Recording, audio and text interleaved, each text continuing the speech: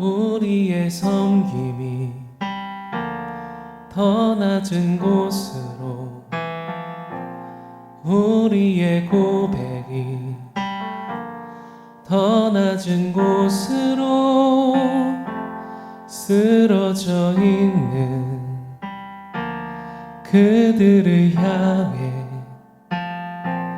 주님이 가셨듯 더 낮은 곳으로,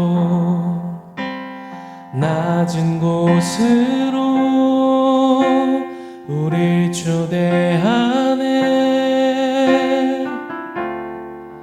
함께 하자고 말씀하시네. 우리도 예수 그 길을 따라 함께 가길 원하네.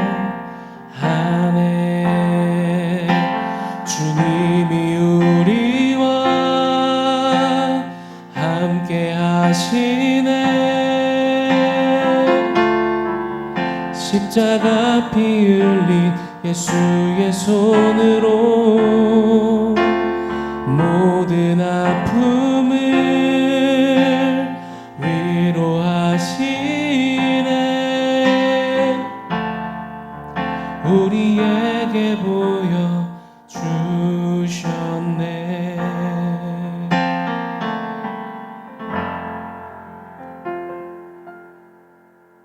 샬롬. 오늘 함께 보실 말씀은 디모데전서 6장 1절에서 2절 말씀입니다.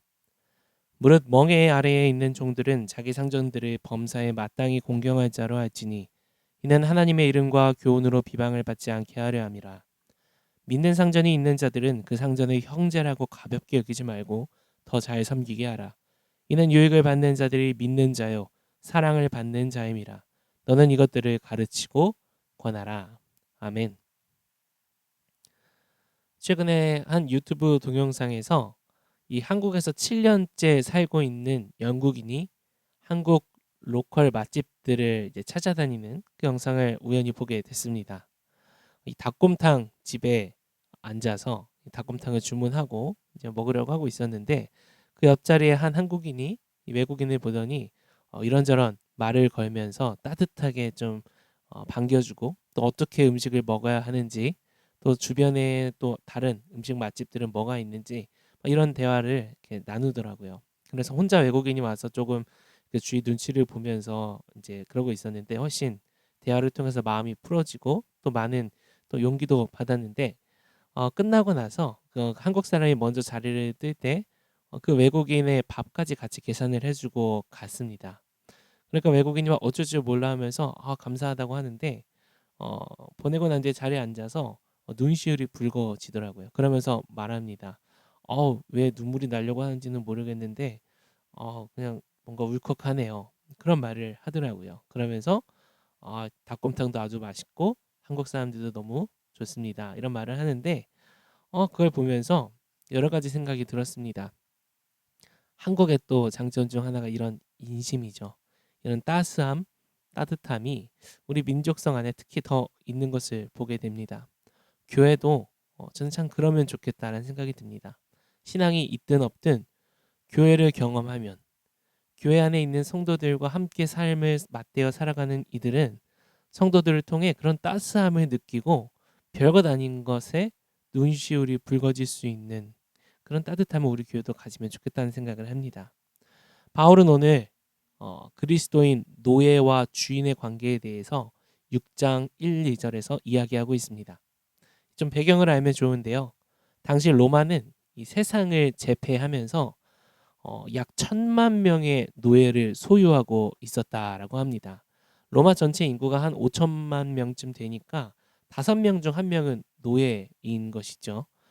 즉 가정별로 최소 노예 하나 정도는 기본으로 소유하는 그런 시절이었다고 생각하시면 될 것 같습니다. 그러니까 일반인들은 이 노동을 할 일이 별로 없었다고 합니다. 왜냐? 노예가 다 해주니까. 이런 시대 배경 안에서 노예는요, 사람이 아닌 투자와 거래의 대상으로 여겨졌습니다. 인격적으로 관계를 맺는 대상이 아니라 삶의 질을 높이기 위한 도구인 것이죠. 마치 로봇 청소기나 자동으로 설거지를 해주는 그런 기계들처럼 말입니다. 그러니 주인이 노예를 대할 땐 도구로 대하고, 반대로 노예는 주인을 섬기지만 마음속으로는 자신의 인격체로 대하지 않는 그 주인을 원수처럼 여겼을 겁니다. 그리고 이런 복잡 다잡한 관계는요, 교회 안에서도 그대로 이루어졌고, 이것은 미묘한 긴장감을 계속해서 일으켰을 겁니다. 노예가 주인과 함께 예배하며 노예는 생각하겠죠. 가식덩어리 같은 이라고. 주 안에 우린 하나? 난 왜 빼냐? 이런 생각했을 겁니다. 반대로 주인은 노예와 함께 예배하면 어땠을까요? 불편한 마음이 있죠. 얘가 날 만만하게 보면 어쩌지? 교회 밖에서도 얘가 내 호의를 호의로 받지 않고 권리로 받으면 어떡하지? 안 되는데, 맘먹으면 안 되는데, 그렇다고 놓아주자니 내가 비싸게 돈 주고 샀는데 얘를 그냥 놓아줄 수도 없고. 한번 상상해 보십시오. 매주 드려지는 예배 때 서로 축복하고 함께 예배합니다. 하지만 자세히 그 안에 깊이 들여다보면요, 감출 수 없는 긴장감과 단절이 흐르고 있는 교회의 모습. 마치 오늘날의 교회들의 모습이지 않을까 싶습니다. 바울은 종과 주인의 관계에 대해 말하고 있지만, 오늘날 성경을 읽는 이 시대 우리들에게, 교회에게 바울의 메시지는 근본적인 질문을 던집니다. 복음은 어떻게 관계를 새롭게 만드는가? 복음은 어떻게 우리의 관계를 새롭게 만드는가? 복음은요, 관계를 새롭게 만듭니다.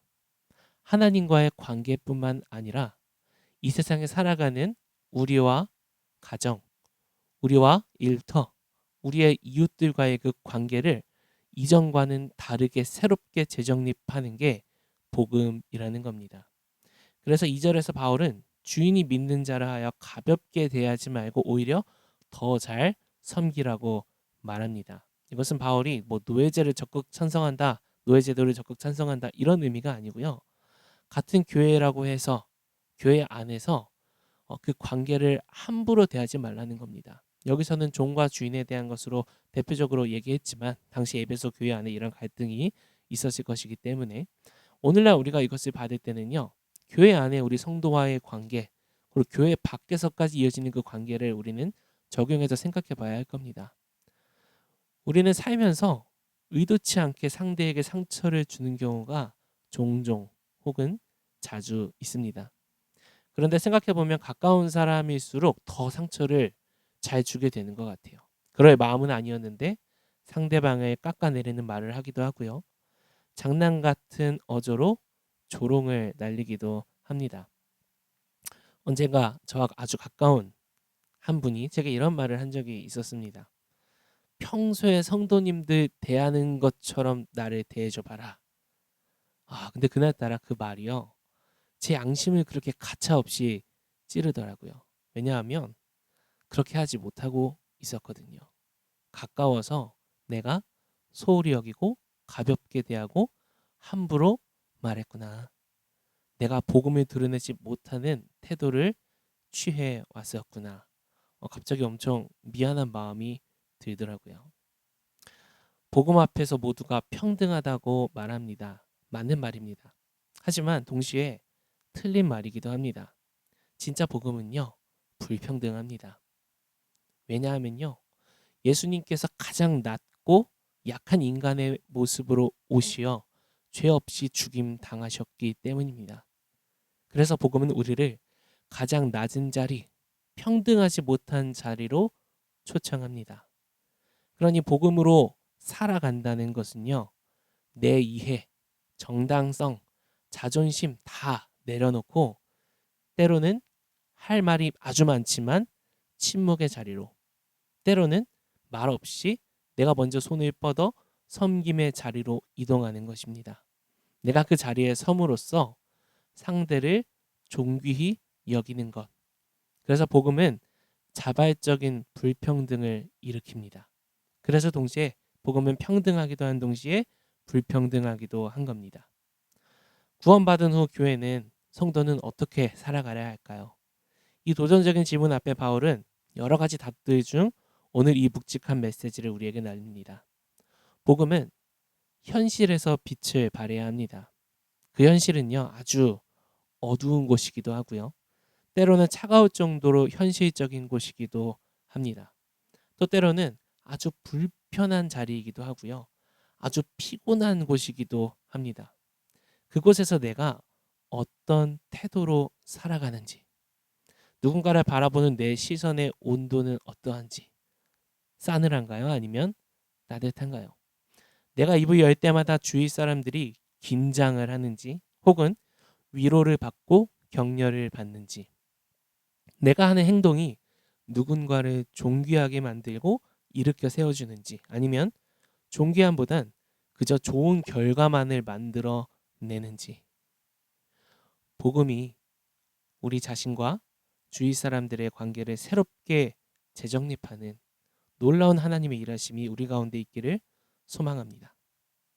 마태복음과 누가복음에서 예수님은 마땅히 사랑할 만한 사람을 사랑하는 것이 무슨 상과 유익이 있겠냐라고 말씀하십니다. 그것은 세상 사람들도, 심지어 죄인들도 그것은 다 한다고 말합니다.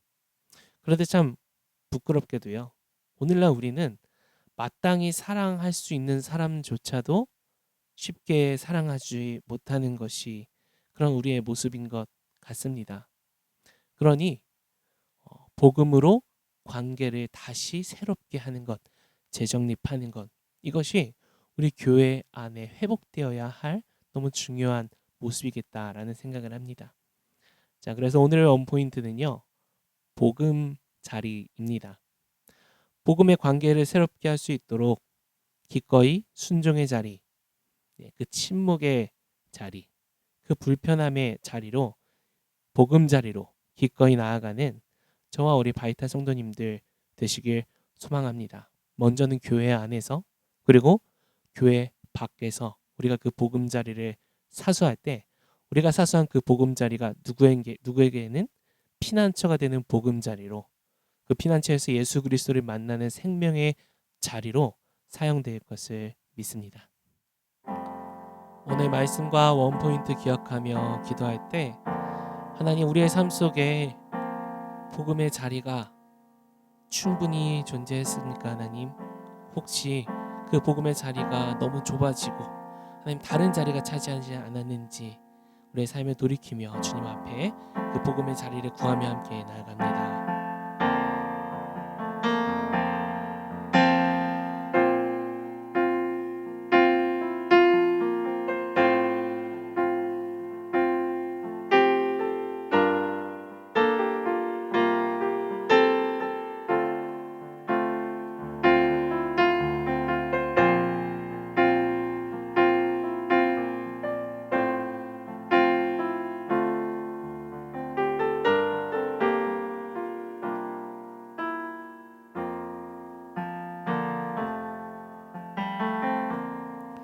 하나님, 우리의 작고 강팍한 마음을 넓혀 주십시오. 하나님의 은혜로 구원받았다는 사실을 한순간도 잊지 않고 삶 속에 그 은혜가 우리의 관계를 새롭게 재정립하여 우리 삶의 보금자리의 영역이 넓혀지는, 이를 통해 하나님께서 우리를 사용하시어 영혼을 회복시키시고 세우시는 역사가 있길 소망합니다. 그러한 오늘 하루 되게 하실 주님께 감사드리며 예수님의 이름으로 기도합니다. 아멘.